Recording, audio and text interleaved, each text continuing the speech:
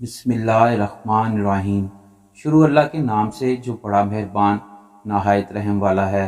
अस्सलामु अलैकुम। अंदलस का हुक्मरान हशाम एक नेक, आदल और नफीस आदमी था। मस्जिद करतबा का पुल इसी ने तामीर करवाया था।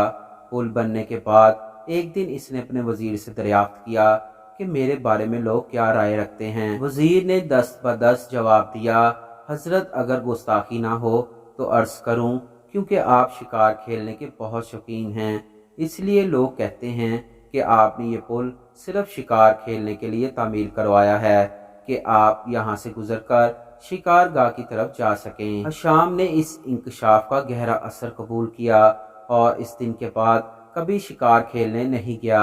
इसकी तमाम तर तवज्जो अपनी कौम की फलाह बहबूद पर सर्फ होने लगी।